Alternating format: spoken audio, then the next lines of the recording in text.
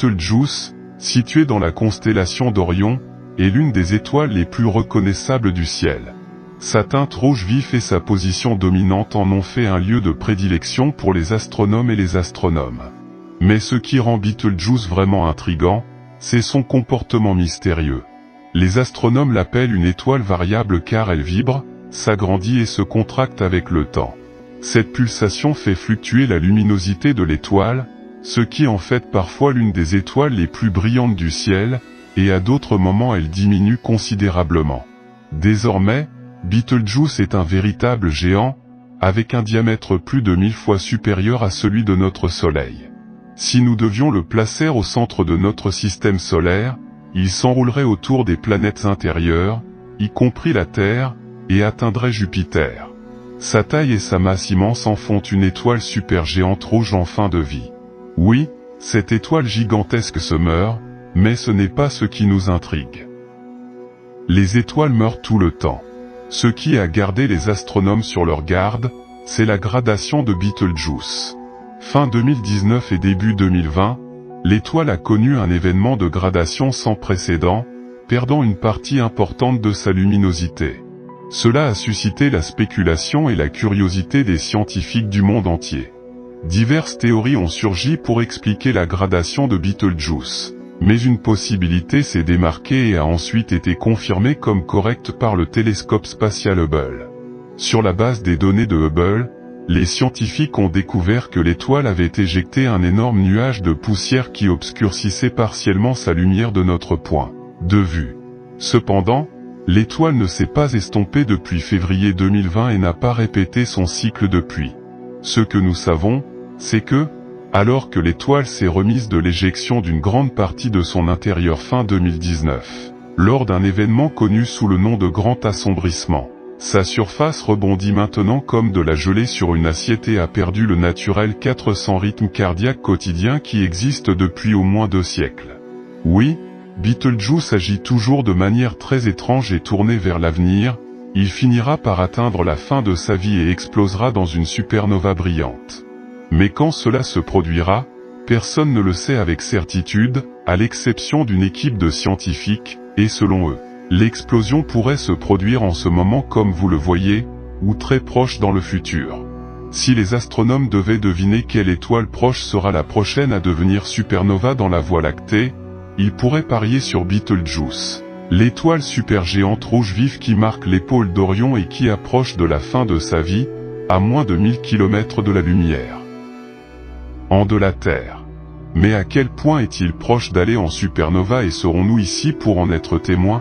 Normalement, les astronomes suggèrent qu'il pourrait exploser dans les 100 000 prochaines années, ce qui est précoce en termes cosmiques mais pas en termes humains, et c'est quelque peu décevant. Cependant, nos calculs étaient peut-être erronés et le spectacle pouvait se dérouler sous nos yeux nus à tout moment. Une nouvelle étude menée par Hideyuki Seo et ses collègues de l'université de Tohoku au Japon affirme que l'étoile pourrait être plus avancée dans son évolution et beaucoup plus proche de l'explosion que nous ne le pensions. Mais comment prétendent-ils cela? Ce sont les pulsations de l'étoile. Il s'avère que Betelgeuse est instable, respirant régulièrement avec des harmoniques qui se chevauchent. Suite à sa luminosité au cours du siècle dernier, les astronomes ont noté des changements dans les périodes de 2200 jours, 420 jours, 230 jours et 185 jours. En règle générale, les astronomes considèrent le cycle de haut en bas de 420 jours comme la pulsation principale et les cycles plus courts comme des harmoniques. La période de 2200 jours ou de 6 ans n'est généralement pas considérée comme faisant partie de ces pulsations, et est plutôt appelée la longue période secondaire, une caractéristique d'origine inconnue commune à un tiers des étoiles supergéantes. Si la période de 420 jours est la principale, alors Betelgeuse aurait la plage de 800 à 900 soleils alignés d'affilée. S'il était placé dans le système solaire, il atteindrait presque l'orbite de Jupiter. Cependant, Seo et ses collègues pensent que cela pourrait être une sous-estimation.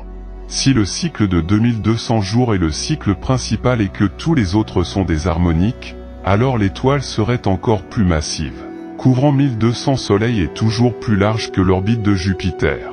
En accord avec sa plus grande taille, l'étoile serait encore plus avancée dans son cycle de vie. Des stars comme Betelgeuse vivent grand et vite. Comme le Soleil, ils commencent par émettre de la lumière en fusionnant de l'hydrogène à l'hélium dans leur noyau, mais passent rapidement à la fusion de l'hélium au carbone. Le carbone brûle ensuite pour créer d'autres éléments plus lourds autour du noyau, tandis que les éléments plus légers brûlent en couches, provoquant l'expansion de l'étoile vers l'extérieur comme un ballon de plasma chaud. SO et ses collègues utilisent des simulations informatiques pour observer les étoiles évoluer de la naissance à la vieillesse, puis calculent les pulsations qu'elles devraient voir à chaque étape. Ils ont découvert que les 4 pulsations, du cycle de 2200 jours au cycle de 185 jours, peuvent s'expliquer par une respiration en étoile dans les derniers stades de la combustion du carbone. Après l'épuisement du carbone dans le noyau, un effondrement du noyau conduisant à une explosion de supernova est attendu dans quelques décennies, écrivent les chercheurs. Mais quand le carbone s'épuisera-t-il ? C'est difficile à dire car les périodes de pulsation ne changent pas beaucoup à ce stade avancé. Il n'est pas possible d'estimer exactement la quantité de carbone qui reste dans le noyau aujourd'hui, explique SO. Nous supposons seulement que le temps nécessaire à l'épuisement du carbone sera probablement inférieur à quelques centaines d'années. Donc, pour mettre certaines choses en perspective, le groupe de recherche ne dit pas que Betelgeuse va exploser demain ou même dans la prochaine décennie. L'affirmation des chercheurs est que Betelgeuse exploserait dans 1000 ans au lieu de 10 000 ou 100 000. La pulsation de 2200 jours crée également d'autres problèmes. Les mesures spectroscopiques montrent que la surface de l'étoile s'étend et se contracte à une vitesse d'environ 1,5 km par seconde. Si l'étoile respire à ce rythme sur la période de 2200 jours, son diamètre global changerait de 180 fois la taille du Soleil à chaque cycle. Même pour les astronomes, c'est beaucoup. De plus, la pulsation de 2200 jours affecterait également la pulsation des harmoniques.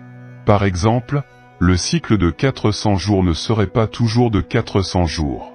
Au fur et à mesure que l'étoile se développe à sa taille maximale, cette harmonique s'allonge, de la même manière, lorsque l'étoile se contracte, elle se raccourcit. Vous vous attendriez à ce que ces changements se répètent de manière cohérente dans chaque cycle de 2200 jours, dit MacLeod. Et je ne pense pas que nous en verrons la preuve dans la courbe de lumière à long terme de Betelgeuse, qui varie de manière plus aléatoire autour du cycle typique de 400 jours.